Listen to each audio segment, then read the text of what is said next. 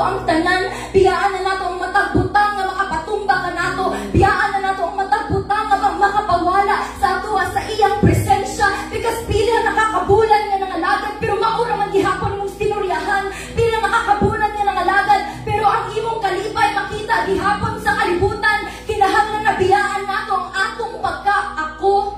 This is our topic today, personal identity. Sa Binisaya, ang akong pagka-ako. Ang akong pagka-ako, inali man dyan ko. Inali naman dyan ko. Ana naman dyan ko.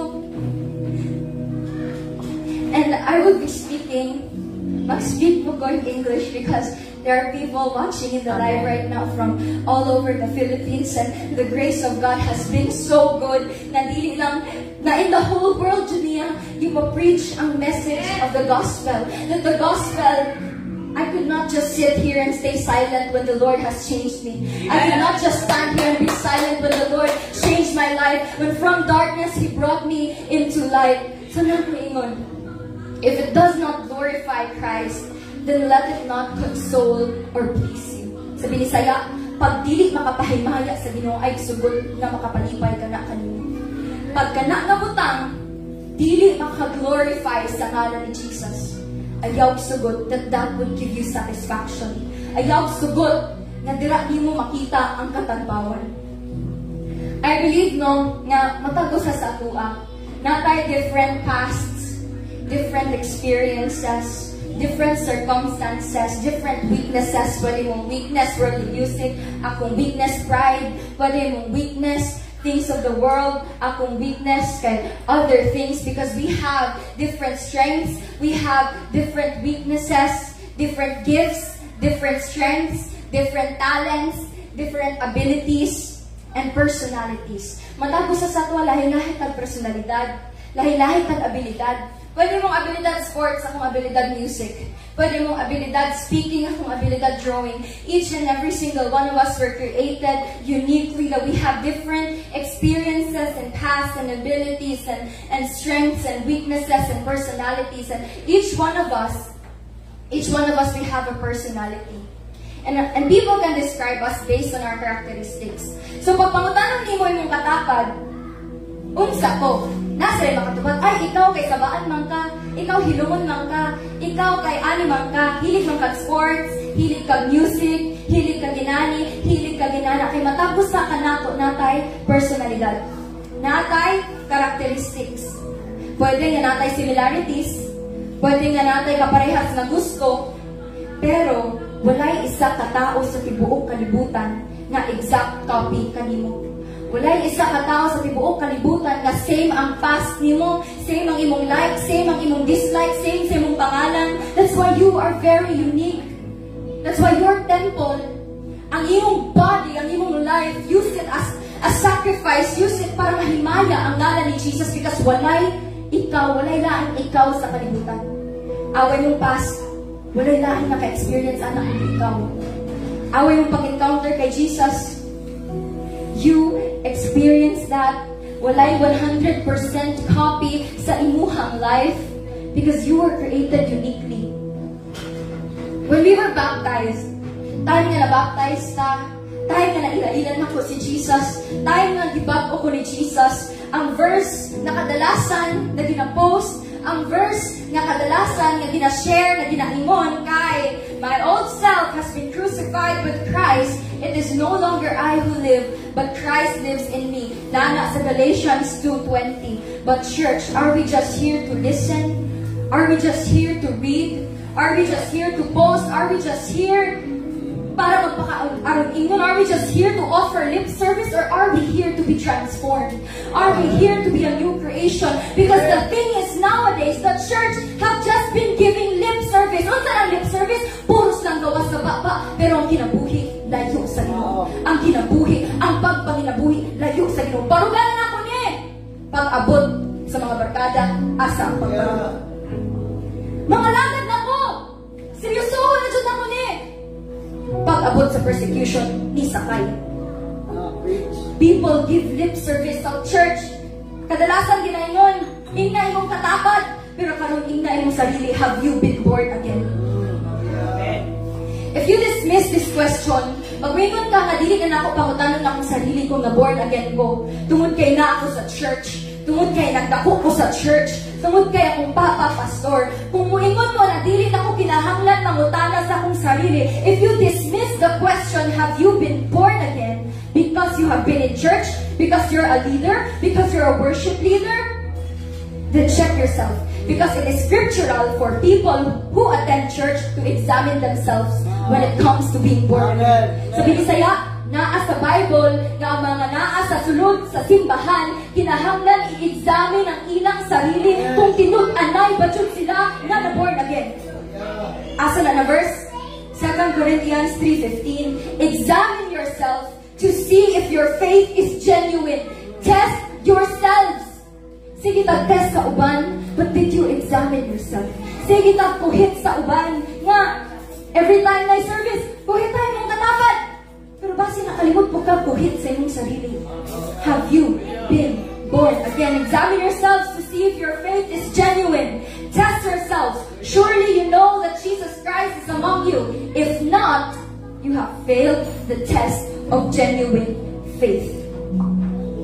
Kinahanglan nga sayra nato kung na born again na ba dyan ta.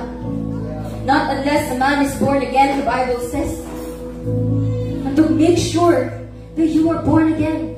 Being in church doesn't mean born again. Being a leader doesn't mean born again. Because a lot of people once again offer lip service. Daghang tao nagawas ng sababa ang kinabuhi kayo. Puro spirito, sige lang ko ang ulo tungod kay lip service ang ginahatan. Tungod kay puros na lang pagwapo sa baba ang ginahatan.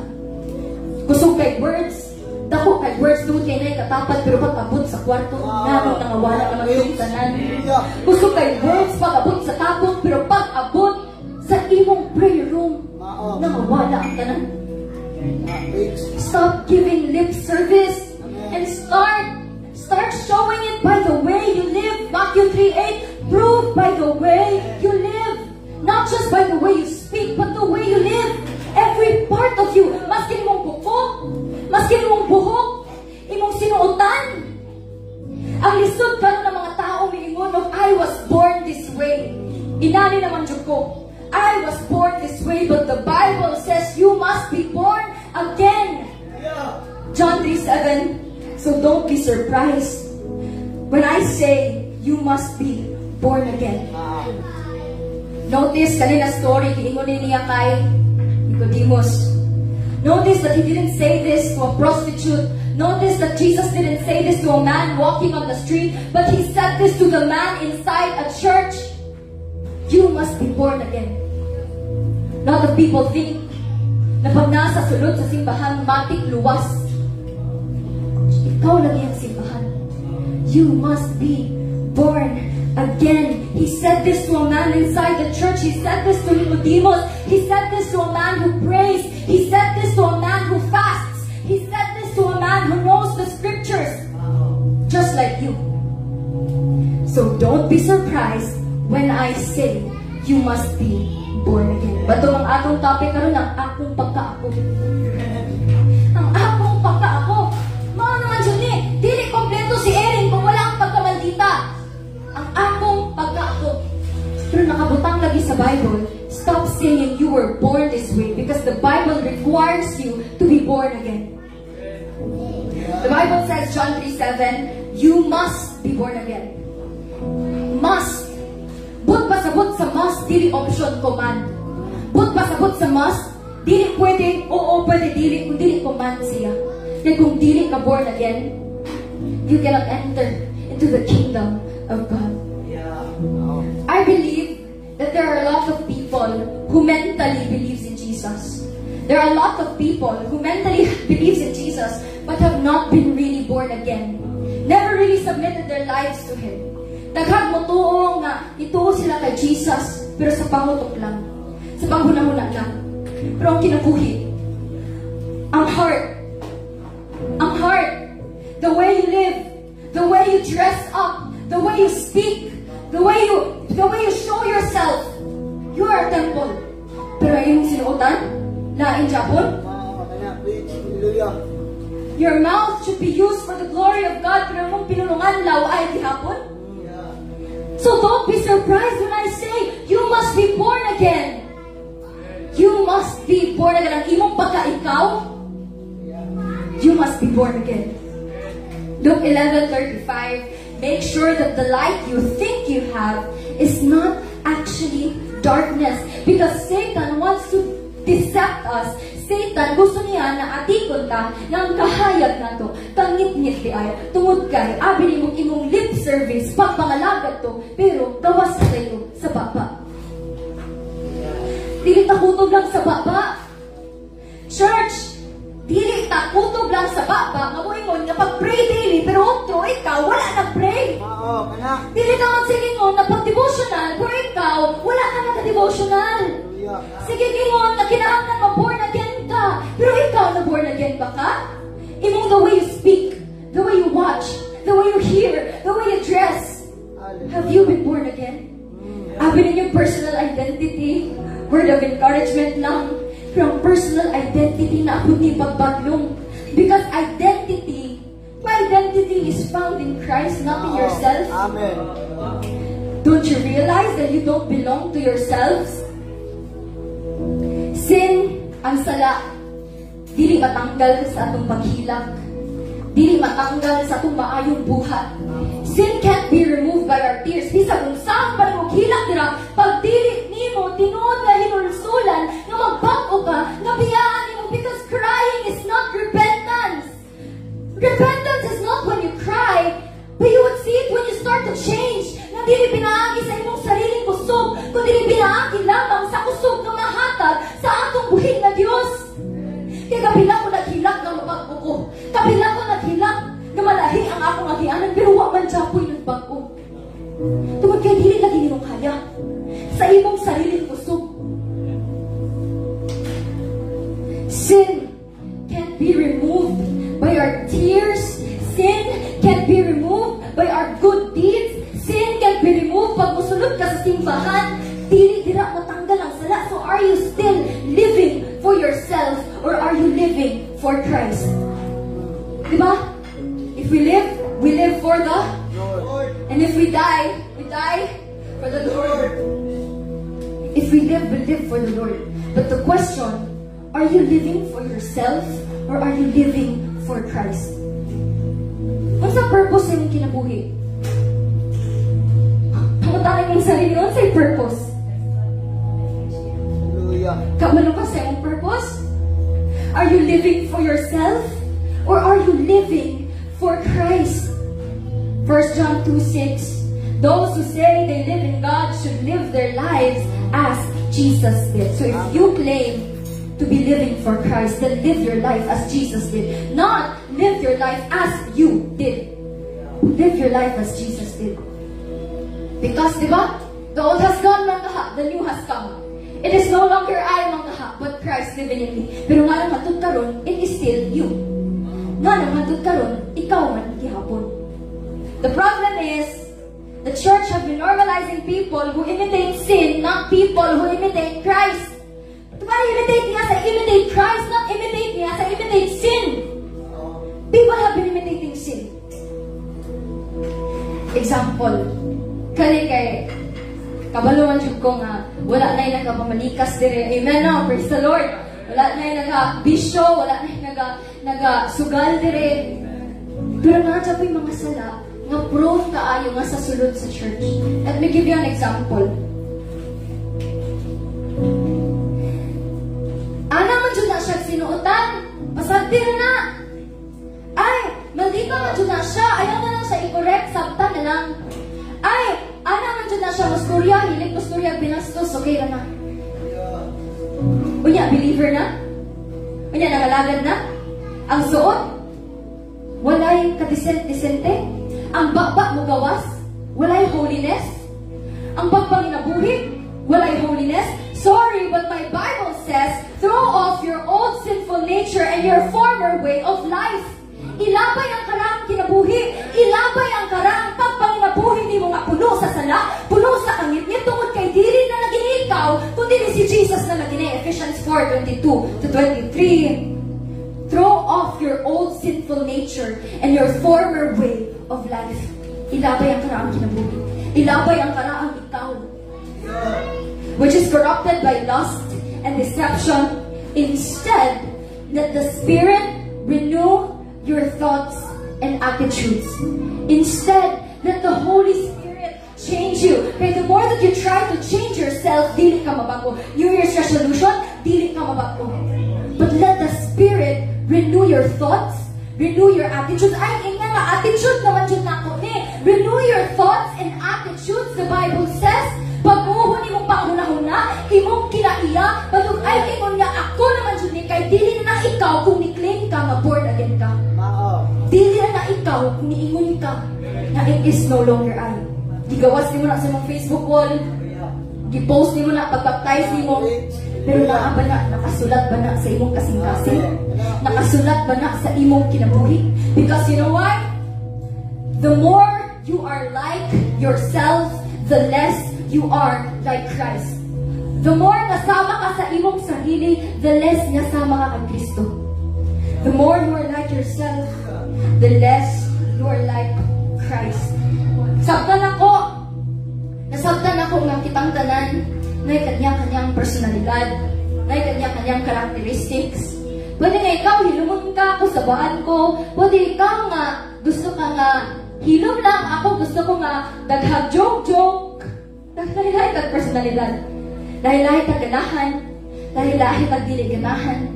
Pero Romans 12:12 says, don't copy the behaviors and customs of this world. Natay personalidad. Pero kanang paglibak, kanang pagsugal, dili na personalidad mo. Custom na, nining kalibutan na. Way na, nining kalibutan na.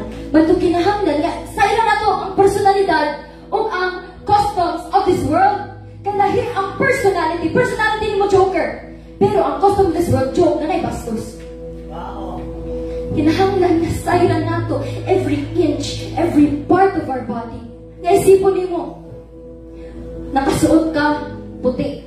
Pagbalik sa Ginoo, when you, just like a bride, isipa daw karon imong suot. Pag naay kaston, puti dyan ang suot. Karon isipa kung unsa imong ginasuot, pure white or nay lama-lama. Pure white or nay lapok-lapok. Let God transform you by changing. Let God transform you into a new person by changing the way you think. Then you will learn to know God's will for you, which is good and pleasing and perfect. Hatod karon, wala ka kabalo sa imong purpose. Wala ka kabalo unsay purpose sa imong pagpangalagad. Wala ka kabalo sa will sa Ginoo sa imuha because you are still copying the behavior and customs of this world. Kaya nga klaro na kaayo. Romans 12:12, let God transform you into a new person by changing the way you think. Then you will learn to know God's will for you. But pasabot na kung bako kang tao, kung gibako ka sa Ginoo, kung na-born again ka, na-adjud siya will na ihatag sa imo, makabalo ka sa iyong purpose na makita kay Kristo, na makita kay Jesus. Naan po ta dire. Nagag-tao, maingon, be yourself. Pero si Jesus maingon, deny yourself. Then Jesus said to his disciples, Matthew 16:24, if any of you wants to be my follower, you must give up your own way, take up your cross, and follow me. Give up your own way. Give up pride.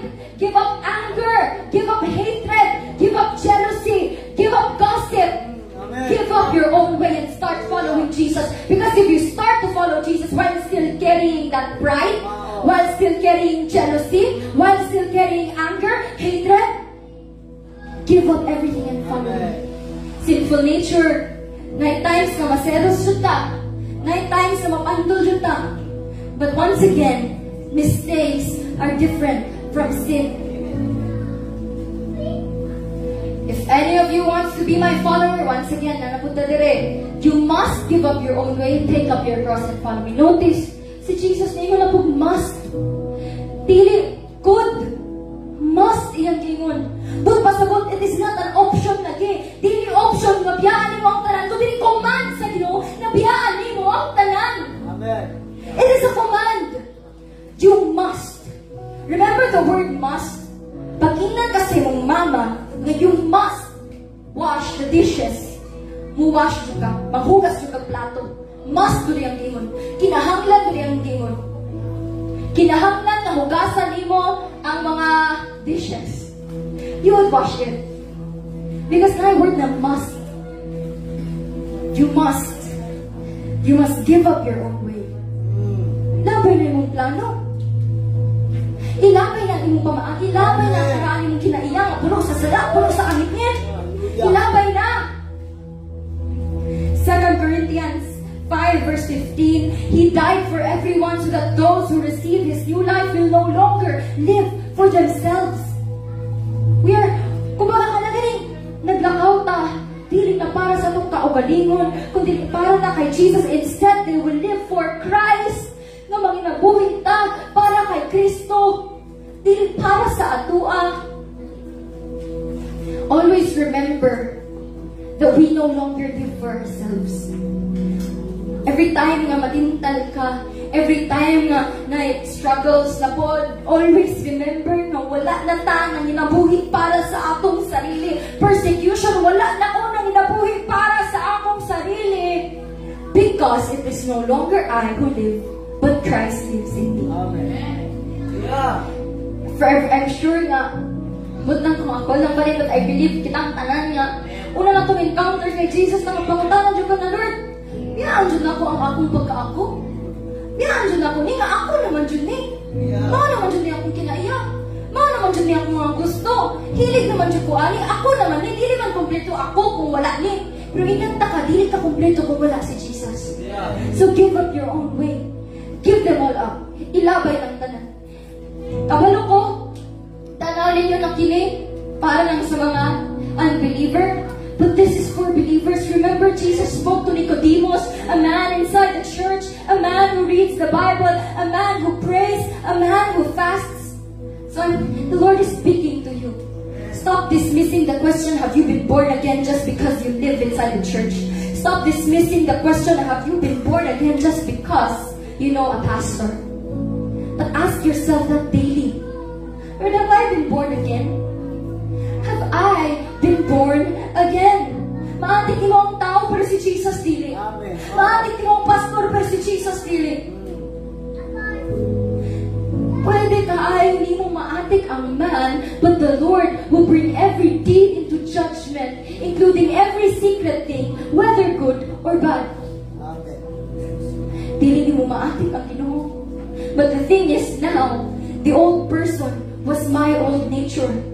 Pwede mong utanaw sa unang patay, sorry, the old person is my old nature. That I'm here throwing a funeral for my old me because this is no longer I, but Christ living in me. So the more na mo try ka, ingon na inani makasauna, anak makasauna, I'm sorry, but the old person was my old nature. Na dili na ako, tungod kay karon, dili na ni ako, kundi ni si Jesus na ni, nag-work in my life, na nag-live in my life. So the more, Satan, that you try to throw my past in my face, the more that I'm gonna throw the future that Jesus has prepared for me in your face. So church, the old person, the old nature was the old you. But mautana na by old you, or you're still living in your old things? Na by old you, na by new you, or you're still living in your old ways? Na by new you, or you're still living in the darkness? Na by new you, or are you still living your old life? Old life, puno sa tumadikas. Old life na puno sa kasuko. Old life na sige panlibak. Old life na puno sa pride. Old life na sige bisyo.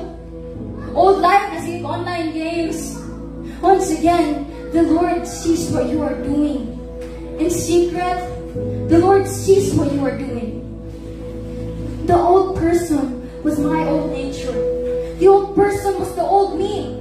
But now I am not me. This is Christ living in me. Hallelujah. But church, is Christ living in you? Have you been born again? Do you know your purpose? Do you know kung kinsa ka? Kabalo ka kung unsa ang will sa Ginoo sa imo? Kabalo ba ka? Or basin sige kang pangita sa imong purpose sa kalibutan? Sige kang pangita sa imong purpose sa tao. Kabalo ka mo kanta, adto kang bar para asa ka mo kanta. Kabalo ka mo encourage, adto ka sa unsa ba na? Kabalo kang basketball, magsugal ka sa imong talent. Because you are looking for your purpose in the world and not in Christ. The old me was my old nature. So if the old me, kung ang old pamalikas ang new me prophesy. Kung ang old me, sige na, ingon ng dili maayo, the new me preaches. Well, a lot of people say, daghan mo ingon, once again, well, that is who I am. Ha? Ako naman dyan ka. Ako naman dyan lang ako mag-ako. Ako naman dyan eh. Actually, when the Holy Spirit comes to live in you, it is no longer gonna be you. You are no longer gonna be who you are because He changes you to be a new you. Wala ko naingon na you're gonna be better than your kanang imong katapad. Wala ko naingon that you're gonna be better than your seatmate. Wala ko naingon na mahimo kang better sa imong katapad, but I tell you to be better than the old you. To be better than the you nga puno sa kangit. Wala ko naingon. Yang imong katapad, labuan mo siya. Dili labuan ay one another. Wala ko naingon na labuan mo siya. Labuan mo ang iyahang pagpangalaga na akong buot pasabot. Labuan mo ang karaan mong kinabuhi. Become a better you because when the Holy Spirit comes to live in you, that is no longer who you are gonna be because He changes you to become a new you. Bagong ikaw. So dili, stop saying that is who I am. Stop saying ako naman dyan eh. Stop saying ana naman dyan na siya. Stop saying ana naman dyan ko, ani naman dyan ko. When the Holy Spirit starts to work in you, He would start to change you into becoming a new person, change you into becoming, change to have you a new heart, to have a new life, have a new mindset. From a dark past, He would give, Jesus would give a better future, a bright future to you. But stop holding on to your past. Stop holding on to the old ways, to your old ways. Galatians 3:3. How foolish can you be? After starting your new lives in the Spirit, why are you now trying to become perfect by your own human effort? Dili makaya sa inyong kusog. Dili makaya sa simba. Dili makaya sa hilak-hilak lang, sa lip service lang, kinahanglan. That it is not by human effort, but by the Spirit. Yes, mo effort ta. Mo effort ta, mo worship ta. Mo effort ta, na mas mulalong kasi ang presensya na undangan natong pagpakasala. Pero dili mo na makaya, pinaagi lang sa imong sariling kusog. You need the strength of the Lord. Kinahanglan nimo nga ang Holy Spirit. You need the Holy Spirit to change you. Because no matter what you do, without the Holy Spirit, you will never be changed. You will never be made anew. Yes, we need effort. Effort na mo worship ka. Effort na mo basa ka Bible. But let the Spirit change you, not by your good works. Your good works will never save. So karon, kinahanglan that we would stop holding on to our old ways. Pilosopo, damay pa ang pulong sa Ginoo sa imong pagka-pilosopo. Asa naman itong no longer I? Isipa! Where is the part when you said it is no longer I who live, but Christ lives in me?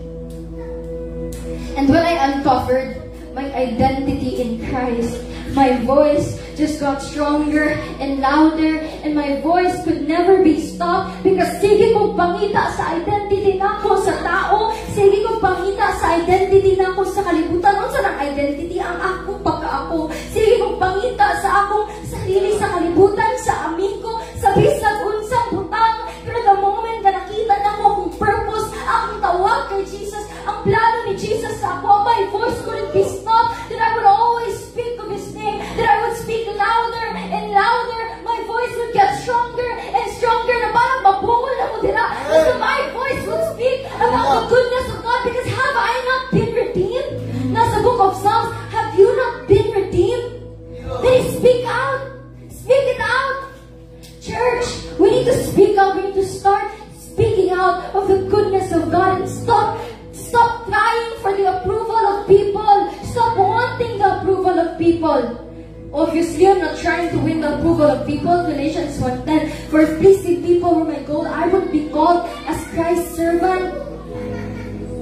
You keep on finding your approval in man, finding your purpose in man, finding your purpose in the world.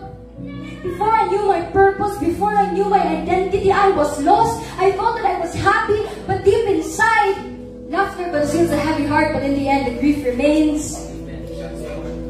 Abi na ako, na dito na akong purpose. Abi na ako na mauna dyan ni ako. Abi na ako na mauna dyan ni ang akong purpose sa kinabuhi na diri na dyan ang akong kapatuloy.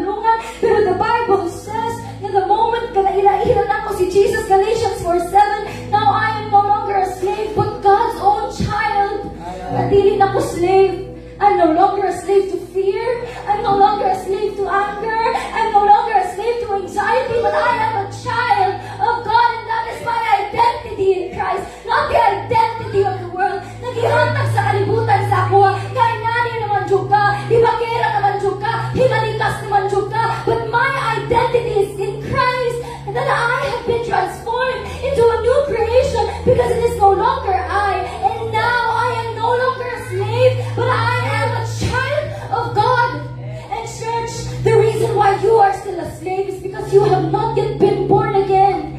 And I'm telling you, just because you are inside the church doesn't mean you are born again. Just because you read the Bible doesn't mean you are born again. Change your ways. Prove by the way you live. Prove by the way you live that you have repented of your sins and turned to God.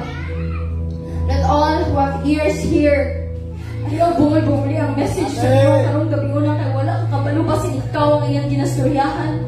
Wala ka kabalo ba sinikaw ang iyang ginatalk to tonight? Kay dili porke na sa sulod sa simbahan na born again na ka. It is not that easy, church. You need to deny yourself. Denying yourself is not easy because we have been used to our old ways. We have been used to our old customs, to our pride. We have been used to the chains that has been placed on our hands and our feet. But Jesus says, deny yourself. Deny yourself. Just like Samson, he denied himself. He said, Lord, di rin ako makaya. Now, church, stop saying na kaya ni mo. Because di rin mo kaya kung mabago. Di rin mo kaya kung wala ang presensya sa Ginoo. Kung atin na wala ka kabalo kung kinsa ka, kung unsa ka, kung unsa pa dyan mong purpose, mali nga lugar yung gipangita. Mali nga pwesto ang iyong gipangitaan sa imong purpose. Because, pasimula ka ni uli sa imong balay. Prodigal son, nangita ka, pero basin ang kulang na lang kay wala ka nangita sa imong balay. And now is the time dyan na magseryoso na dyan ka sa pagpangalagan sa Ginoo. Now is the time. You need to genuinely ask yourself, have you been born again? Or are you one of those who will say, Lord, did we cast out demons in your name? Lord, did we prophesy in your name? Ask yourself, have you been born again? In prayer life, is the prayer life there? Bible reading, devotional, is it there? Fasting, is it there? Encouragement, is it there? Or basin sa sulod na nasa simbahan? Every time tumingin ka kasi mong purpose. Sabi sa kung sa butang ka ng kalibutan, the more na ma-down ka, the more na maglibog ka, because your purpose is not in the world. Your identity is not in the world, but is found in Christ. Romans 6:13, don't let any part of your body become an instrument of evil to serve sin. Instead, give yourselves completely to God. For you were dead, but now you have a new life. So use your whole body as an instrument to do what is right for the glory of God. Your body is a temple. Use your body to serve the Lord. Use your life to glorify the name of the Lord. And stop finding that identity and that purpose in your friends, that identity and that purpose in the things of the world, in money. Sige, tingnan nato na wala makunang ipagkatabangan sa kwarta, pero kung makasilpon ka, lipay na kayo, dila na lang kapatulong. Wala man ako gipangitang kalipay sa kwarta, pero pag magkabalay ka, mawala na yung relasyon sa Ginoo. Hallelujah.